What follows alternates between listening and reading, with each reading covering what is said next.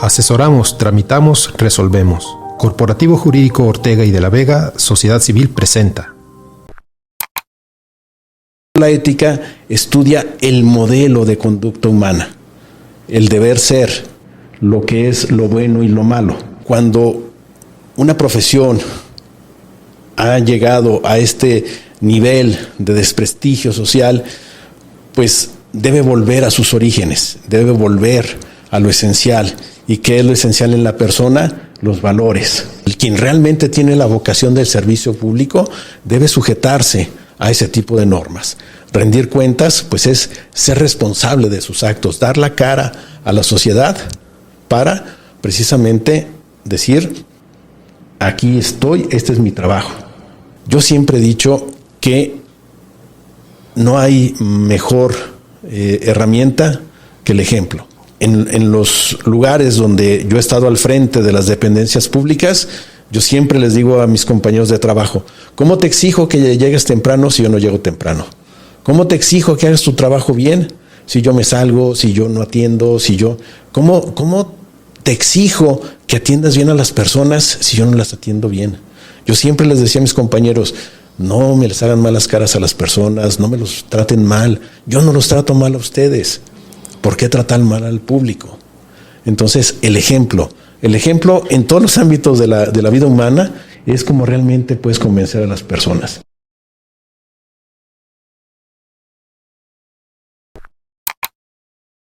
Nuestro invitado de hoy es abogado egresado de la Universidad de Guadalajara. Cuenta con especialidades en Derecho Procesal Civil y Derecho Mercantil, maestría en Derecho Privado y maestría en Derecho con orientación en Administración de Justicia y Seguridad Pública. Además, es doctorante en Derecho por la Facultad de Derecho y Criminología de la Universidad de Nuevo León, en convenio con la Universidad de Guadalajara y el Supremo Tribunal de Justicia, y cuenta con diversos cursos y diplomados en Justicia Alternativa y Mediación. En el ámbito judicial, se desempeñó como notificador, secretario de juzgado, secretario relator del Pleno, la Presidencia y la Cuarta Sala del Supremo Tribunal de Justicia en el Estado, juez especializado en materia civil por oposición, secretario general del Consejo de la Judicatura en el Estado y secretario general de Acuerdos del Supremo Tribunal de Justicia en el Estado de Jalisco. Actualmente es asesor y consultor desde el año 2022, así como maestro en la División de Estudios Jurídicos de la Universidad de Guadalajara en las materias de Ética Jurídica, Argumentación Jurídica y Derecho Romano I. El maestro Juan Carlos Rodríguez Sánchez está en el podcast. ¡Comenzamos!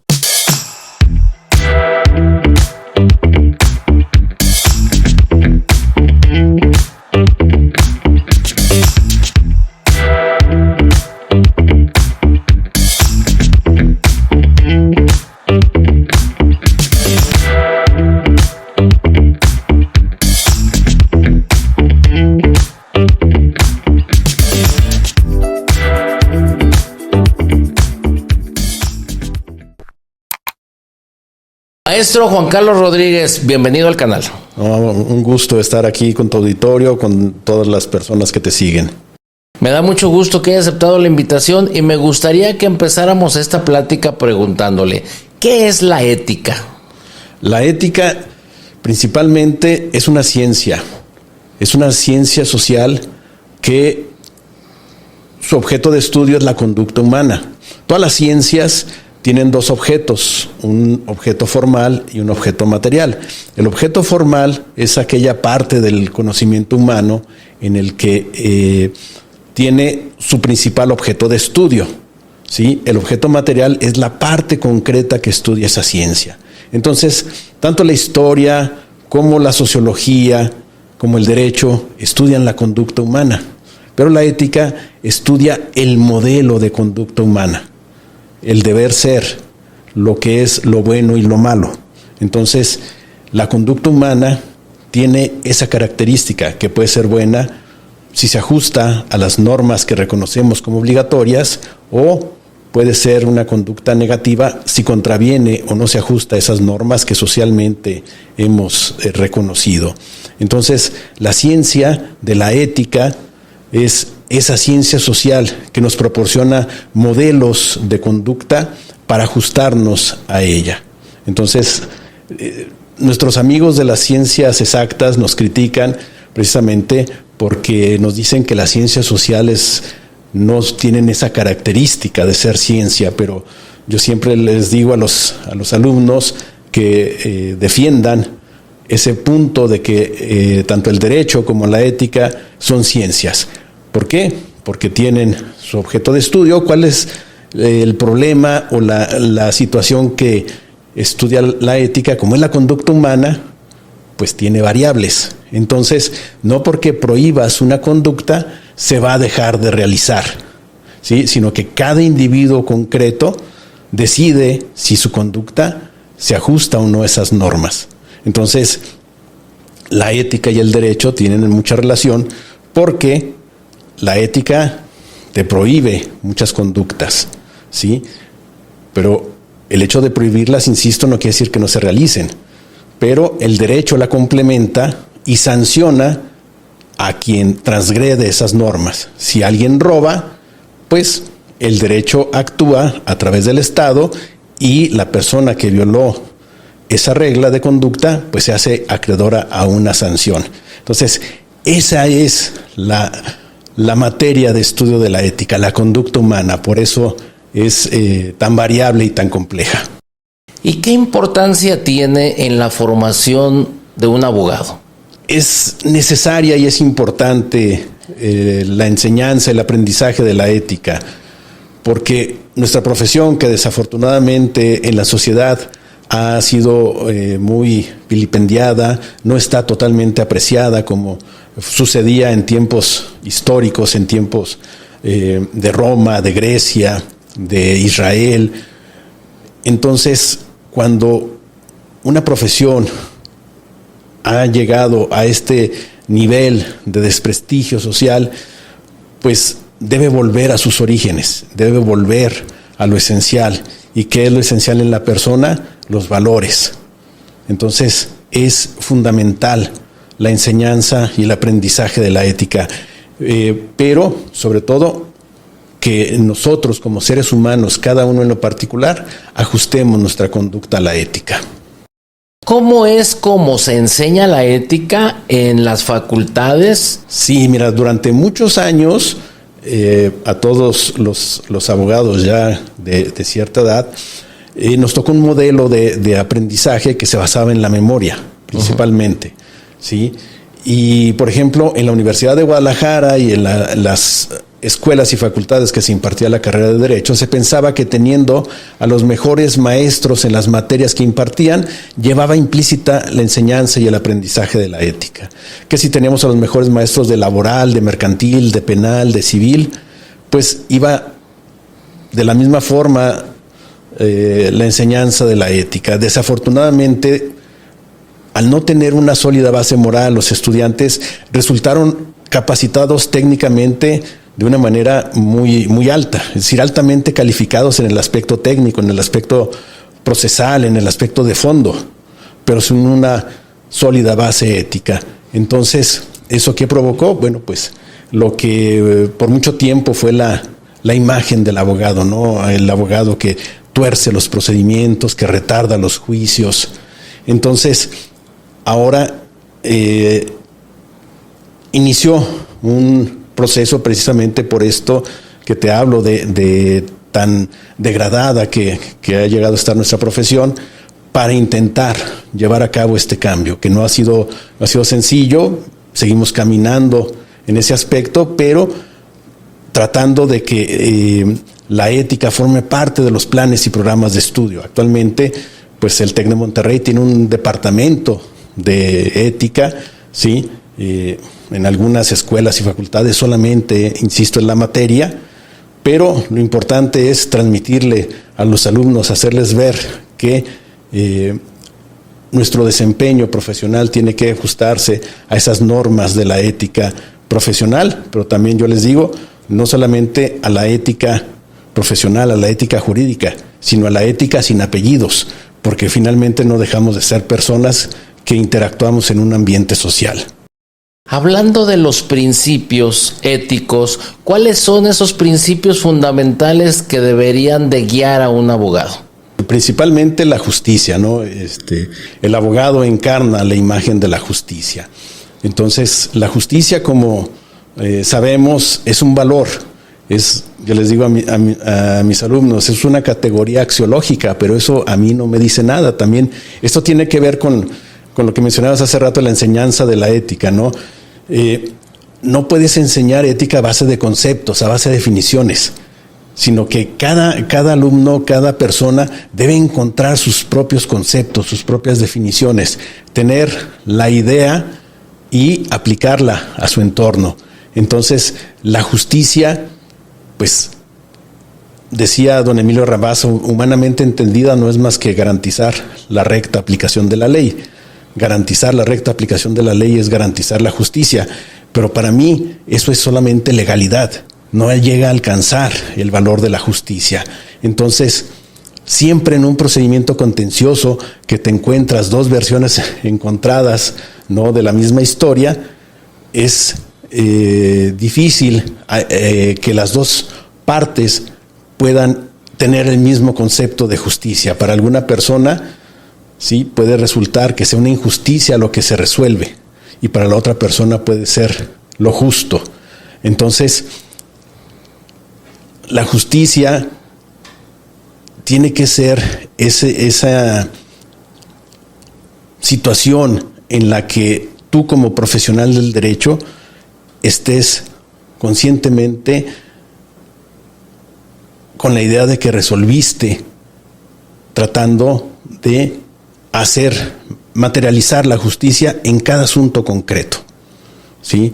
Debes de poner todo tu empeño, tu profesionalismo, tu rectitud, tu integridad, tu honestidad en cada asunto en particular, y así te queda la satisfacción personal de que en cada asunto que resolviste, sea en el ámbito público o en el ámbito privado, hiciste justicia. ¿Qué características podríamos considerar que deberá tener un abogado para tenerlo como un profesional del derecho ético, un profesional ético? Uno de ellos, muy importante, es la veracidad, la verdad. Tratar cada asunto en particular con objetividad, no vender falsas promesas, no hablar de expectativas inalcanzables, sino ser objetivo, ser realista, ¿sí? Creo que las personas, el cliente, va a valorar precisamente que un abogado le hable con la verdad. Sobre todo, como te decía, ante casi esa percepción social de que el abogado es sinónimo de mentira, ¿sí? El que hables con la verdad, creo yo que es un valor muy importante. También la lealtad hacia el cliente. Tienes que acompañarlo, tienes que estar a su servicio, debes mantenerlo al tanto de su asunto, no puedes abandonarlo inoportunamente ni bajo ninguna circunstancia, a menos, como dice don Eduardo Couture en los mandamientos del abogado, que él sea indigno de ti. Entonces, la lealtad también es un valor muy importante, la dignidad como persona, ¿sí? El abogado debe de caracterizarse también siendo más que los demás, pero no en un afán egocéntrico, sino de poner sus conocimientos al servicio de la sociedad, al servicio de la justicia, no abusar del derecho, de las herramientas que tenemos a nuestro alcance para sobrepasar los intereses particulares por sobre los intereses de la sociedad, los intereses generales. Entonces, la dignidad en el ejercicio profesional, insisto, tanto en el ámbito público y privado, que ya nos ha tocado estar de los dos lados del escritorio, pues es esa característica esencial en el abogado, el que deba ser digno. ¿Cómo considera, maestro, que debería un abogado manejar los conflictos de interés y los dilemas éticos? No hay un recetario. Desafortunadamente no podemos acudir a un manual, a un código donde nos dé todas esas respuestas.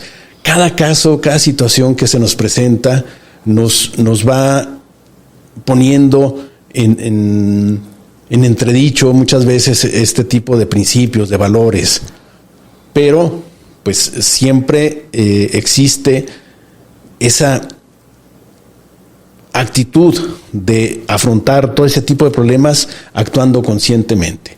Yo siempre les digo a mis alumnos que al momento de tomar alguna decisión importante, pues acudan a la voz de la conciencia. La conciencia nos sirve no únicamente para saber que lo que hicimos está bien o está mal. La conciencia también nos debe de anticipar si lo que vamos a hacer está bien o está mal. Entonces, el actuar de manera consciente, también yo les comento a los alumnos en la universidad, cada que vayan a tomar una decisión, casi todos todos somos hijos de alguien, algunos ya somos padres, pero cuando tomen una decisión, tómenla como si los estuvieran viendo sus padres, y les aseguro que lo van a pensar 2 veces. Sí, claro, por supuesto. ¿Qué papel considera usted que juega la confidencialidad y la privacidad en la relación cliente-abogado? Sí, es esencial, es muy importante. Es una relación simbiótica, ¿sí? Entre cliente y abogado, que se basa primero en la confianza, en la certeza, ¿sí? El abogado debe tener toda la información del asunto para poder establecer una estrategia legal para darle respuesta al cliente. Entonces eso implica el manejo de información confidencial, el manejo de información muy reservada. El abogado es depositario del cliente de toda su información, de todos aquellos datos esenciales que requiere para la defensa del cliente, y eso conlleva la responsabilidad profesional de guardar ese secreto, esa secrecía, esa privacidad de la información que maneja. Entonces, el secreto profesional es uno de los deberes más importantes del abogado, ¿sí? Que tiene muy contadas excepciones. Solamente cuando tiene conocimiento el abogado que se va a cometer un delito o que están en peligro otras personas. Entonces, nosotros, precisamente por esa información tan delicada que tenemos, tanto en el servicio público como en el servicio privado, debemos de tener esa secrecía profesional que debe ser una garantía para el cliente. El cliente debe estar confiado de que su información no va a trascender más allá de lo que es el asunto. Entonces, esa información que te digo para el cliente es muy valiosa, para el abogado representa una responsabilidad muy importante, y así debemos de considerarla. Este aspecto no solamente implica pues una responsabilidad de orden civil, sino también una responsabilidad de orden penal. La revelación de secretos, si se trata de abogados o funcionarios públicos, implica un agravante en la comisión de estas conductas ilícitas. Maestro, y hablando de los funcionarios públicos, ¿qué ética y qué responsabilidades tienen en el ejercicio de sus funciones? Es muy, muy interesante tu pregunta, porque muchas veces pensamos que la vida del funcionario público es muy a gusto, es muy deseada, muy envidiada, ¿no? Pero como servidores públicos estamos sujetos a 4 tipos de responsabilidad. Primero, la responsabilidad administrativa, ¿sí? La responsabilidad penal, la responsabilidad civil, y en los primeros cargos, los más altos cargos dentro de la administración en general de los poderes, tienen una responsabilidad que es política, ¿sí? Entonces, la responsabilidad administrativa, ¿qué implica? Pues que al funcionario público lo pueden sancionar desde una apercibimiento, extrañamiento, amonestación pública, amonestación privada, multa, suspensión y también la inhabilitación de las funciones públicas, dependiendo del grado de responsabilidad en que se le acredite la falta que cometió. Entonces, la responsabilidad administrativa tiene que ver con con el cumplimiento de las normas del buen servicio público. Entonces, esa responsabilidad ante nuestros superiores, pues es muy importante. La responsabilidad civil también implica ser sujeto del pago de daños y perjuicios si nuestro actuar es indebido. Entonces, la responsabilidad civil se puede presentar por notoria ineptitud, por negligencia. En el caso del abogado privado también tiene sus repercusiones cuando por notoria ineptitud o negligencia pierde un asunto. Entonces, cuando aplica una ley que ya no está en vigor, cuando todo ese tipo de circunstancias donde la ley presume que el abogado tiene conocimiento de todas las normas existentes en nuestro país, pues te hace responsable si no aplicas debidamente tus conocimientos en este sentido. La responsabilidad penal pues implica la sanción a través de la privación de la libertad o alguna otro tipo de sanción, ya sea también multa o privación de impedimento para ejercer actividades públicas o también en el ejercicio profesional, ¿sí? Si incurres en algunas figuras exactamente establecidas como delitos. Y finalmente la responsabilidad política, que te decía, tienen los altos cargos del servicio público, precisamente, pues implica el que el Congreso del Estado te quite el fuero a los altos funcionarios para poderlos procesar penalmente. Entonces, ese tipo de responsabilidades son a las que estamos sujetos y debemos conocerlas pues para llevar a cabo nuestra actividad de manera ordenada y correcta. ¿Cómo considera usted que deberían de asumir los funcionarios públicos todos aquellos temas relacionados con situaciones de corrupción? Si eres superior jerárquico, si estás a cargo de alguna dependencia, de alguna unidad del gobierno, tienes que ser pues intolerante a ese tipo de circunstancias, ¿no? Muchas veces cuando uno va empezando en su ejercicio profesional, hay ocasiones en las que los superiores te mandan a hacer cosas indebidas. Entonces tú debes de tener esa seguridad de denunciar a tu superior o simple y sencillamente retirarte de ese lugar, porque como dicen, pues trabajos hay muchos, pero dignidad solamente hay una. Entonces, en ocasiones, el servidor público se ve sujeto a este tipo de presiones, pero debes tener la firmeza y la sólida formación ética y moral para negarte a situaciones incorrectas. Entonces, ahí es donde la entereza profesional de la persona debe salir adelante, ¿sí? Porque yo siempre les digo también que a veces te prometen lo positivo y lo negativo, ¿verdad? Entonces, también hay veces que te prometen determinadas situaciones, ¿sí?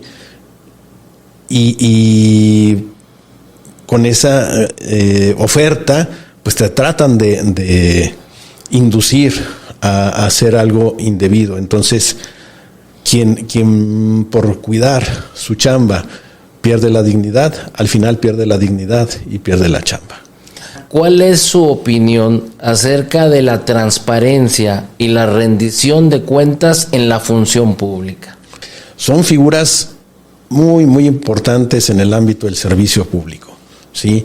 La transparencia es esa característica de que los actos que llevan a cabo las instituciones, las dependencias públicas, pues tengan, en primer lugar, su ubicación dentro del marco legal, ¿sí? Hay, tú bien lo sabes, una jurisprudencia de la Suprema Corte de Justicia de la Nación que te dice, y esto es algo muy, muy claro, que las autoridades solo pueden hacer lo que les está permitido.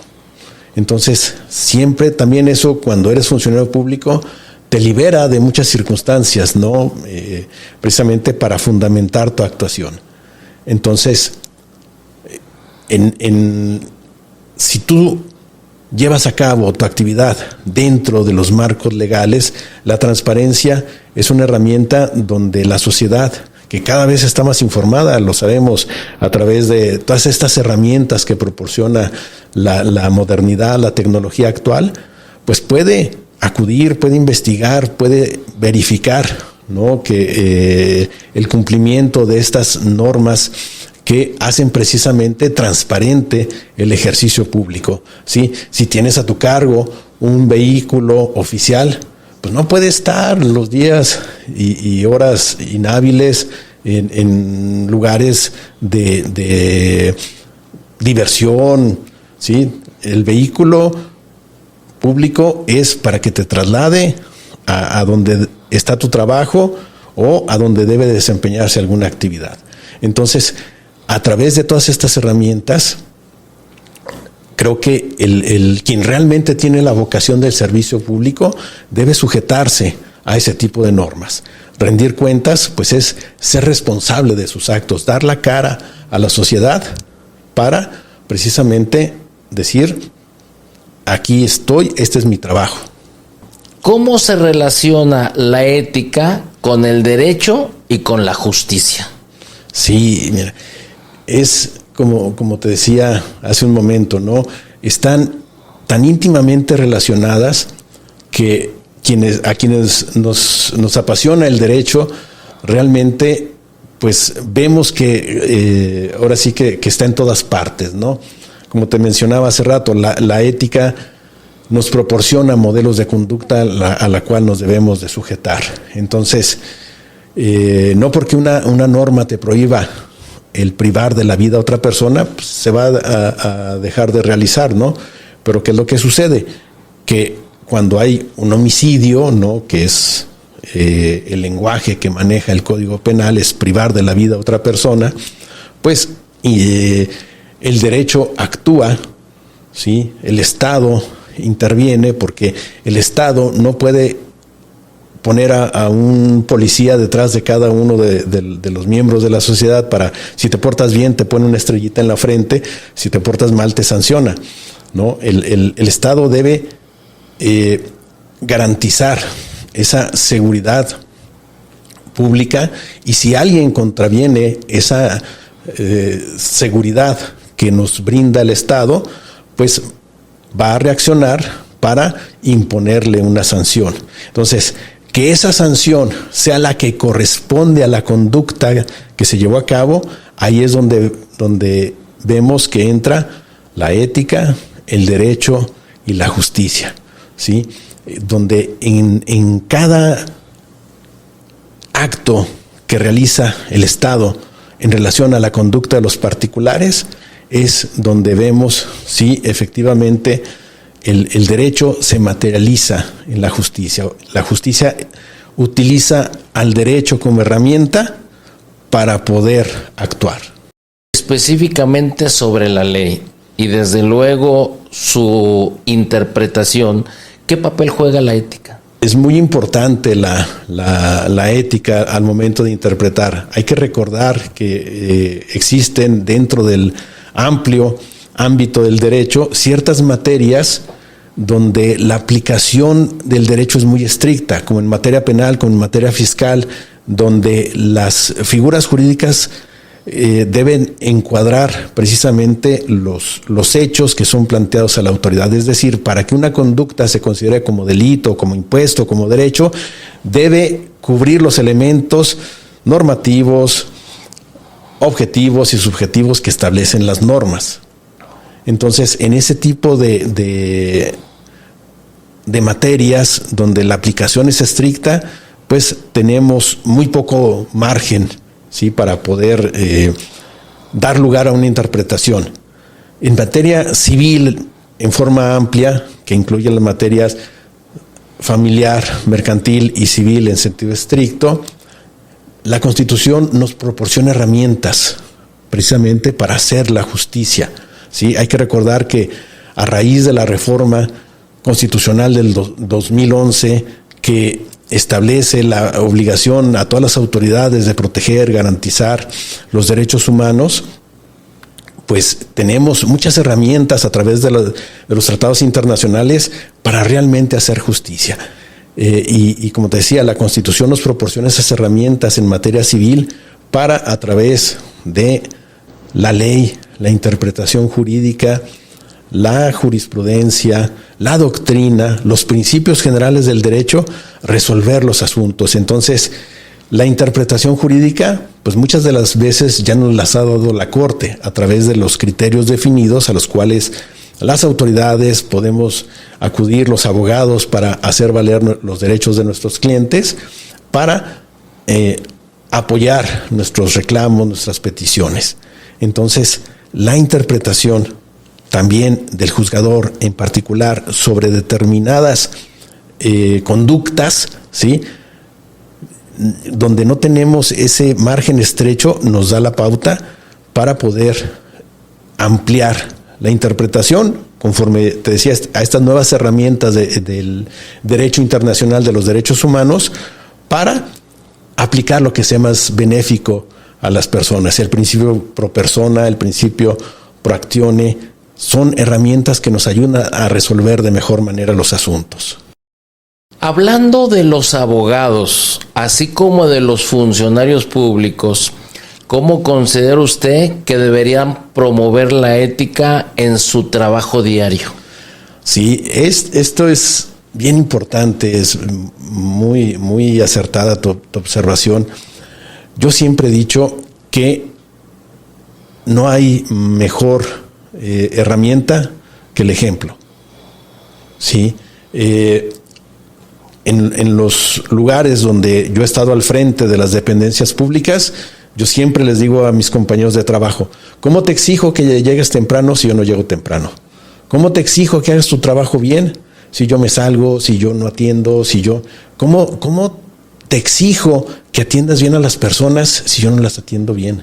Yo siempre les decía a mis compañeros: no me les hagan malas caras a las personas, no me los traten mal. Yo no los trato mal a ustedes. ¿Por qué tratar mal al público? Entonces, el ejemplo en todos los ámbitos de la vida humana es como realmente puedes convencer a las personas. Entonces, ¿cómo le exijo yo a alguien si él me puede revirar y decir: pues usted llega tarde, usted no hace su trabajo, usted hace cosas que no se deben de hacer? Pues ¿con qué cara? Entonces, realmente el hacer el trabajo, el conocer cómo es el trabajo de cada compañero, pues nos ha auxiliado bastante en esta labor, en tratar de que todos tengamos esa misma actitud de servicio, que para mí debe ir más allá, debe ser una mística de servicio para poder proporcionar una atención a las personas. Durante mi ejercicio como titular de varias dependencias, pues mi actitud era siempre la puerta abierta para recibir cualquier observación, cualquier comunicado, cualquier información que las personas quisieran, atender sus dudas, sus inquietudes, y todo el tiempo está mi puerta abierta. ¿Qué consejo les podría dar a los jóvenes abogados que van empezando su carrera profesional? Muchos, pero por cuestión de tiempo me limitaré a dos, ¿sí? Primero, estudiar, ¿sí? Dice el maestro Gabriel Campillo Sáenz, maestro de ética de la Universidad Nacional Autónoma de México, que el que estudia Derecho está condenado eternamente al estudio, ¿sí? Yo también les digo a los alumnos que para ser abogado, dentro de las características que se requiere tener, es gusto y facilidad por la lectura. Si no te gusta leer, pues va a ser muy complicado que puedas desarrollarte como abogado. Necesitas estudiar, aprender todos los días, ver el Diario Oficial de la Federación, el Periódico Oficial del Estado, los criterios de la Suprema Corte de Justicia de la Nación, de los tribunales colegiados, de los plenos de los tribunales colegiados de circuito que crean jurisprudencia. Estar actualizado cada semana, ¿no?, en relación a los nuevos criterios. Actualmente las herramientas de la tecnología nos permiten ver en vivo las sesiones tanto de la Corte como de los tribunales colegiados. Entonces, recordarás que cuando iniciamos se publicaban los semanarios de de los tribunales federales con 6 meses de retraso. Entonces, ahora les digo, tenemos en tiempo real, podemos ver las sesiones de la Corte. Entonces, el estudio es una de las herramientas más importantes, pero también debe de combinarse con la práctica. La práctica, quien conjuga la teoría y la práctica, no se conforma con únicamente lo que le enseñan en la escuela, lo contrasta con la realidad. Muchas veces a nosotros en la universidad nos dicen que lo que se estudia en la facultad no tiene nada que ver con lo que se ve en la práctica. Yo creo que no están tan disociadas, yo creo que no es tan difícil, pero sí se deben de conjugar las dos, porque alguien que es muy teórico, cuando se enfrenta a la realidad puede ser mucho más complicado. Cuando vas comparando teoría y práctica, creo que es donde los jóvenes pueden aprender mejor. Y el segundo consejo es precisamente lo que nos dice Eduardo Couture en los mandamientos del abogado: ama tu profesión. Tienes que estar convencido de que haces justicia, ¿sí? Todos nosotros de niños queríamos ser superhéroes, luchar por la justicia. Entonces, tener esa actitud todos los días de que realmente estés convencido de que vas a hacer justicia, que vas a luchar por la justicia, precisamente te lleva a hacerlo. En cada asunto en particular, en cada asunto concreto, atendiendo a cada persona. Ahí es donde los seres humanos encontramos la justicia. Ahorita tocó un tema muy importante, habló de la tecnología. Ese factor tecnológico, ¿qué tanto pudiera influir en la ética? Pues mira, yo también creo que la tecnología, sobre todo lo vemos ahorita en nuestros jóvenes, ¿no? Los jóvenes tienen acceso a muchísima información de todo tipo a través de un clic en su teléfono. O sea, mi hijo de 15 años tiene un teléfono que ni los astronautas que pisaron la luna tenían, ¿no? Esa tecnología. Entonces, ¿qué es lo que pasa? Todas esas herramientas pueden utilizarse en sentido positivo o en sentido negativo, ¿sí? Un cuchillo filoso puede servir para matar a alguien o para curar a alguien, ¿sí? Como lo utilizan los cirujanos. Entonces, la tecnología a través de estas herramientas, necesariamente, si las aplicamos correctamente, pues nos van a ayudar a tener más información, a canalizar mejor el aprendizaje, a aplicar, como te digo, estos criterios novedosos de la Corte, a tener acceso a nueva información, a actualizaciones sobre muchas materias. Entonces, en la medida en que utilicemos correctamente estas tecnologías, ayudan no solamente a la ética, sino en general a cualquier actividad humana. La negociación y la resolución de conflictos, ¿qué nos podría decir en relación a la ética en esos dos conceptos? Sí, es muy importante. También a raíz de la reforma que tuvo el artículo 17 constitucional, que elevó a ese rango los métodos alternos de solución de conflictos como una forma de autocomposición en el ámbito de la justicia, ¿sí? Ha dotado a las partes también de esa posibilidad de llegar a un convenio, de una conciliación, a través de una negociación o de una mediación para resolver entre ellos mismos los conflictos. Entonces, el abogado ahí que asesora a una de las partes con estos principios éticos, pues debe de orientar precisamente al cliente o a las partes también. Aquí puede ser que las partes no tengan abogados y quien presta el servicio de manera privada o de manera pública los oriente correctamente para llegar a una solución alterna sin llegar a los tribunales. Entonces, muchas veces sucede que nuestra cultura como mexicanos nos lleva a solamente ir con el médico cuando ya tenemos el problema, no como un aspecto preventivo. Entonces, al abogado también acudimos cuando ya tenemos el problema. No nos asesoramos, no consultamos previamente a celebrar un contrato, a tener algún tipo de relación comercial. No lo consultamos, entonces después vemos contratos que carecen de algunos requisitos, de algunas cláusulas importantes. Entonces, en este tipo de figuras alternas para resolver los conflictos, la forma en la que el abogado, ¿no?, cambia este paradigma, ¿no?, de encontrar una solución a la primera a la que antes acudíamos todos, ¿no?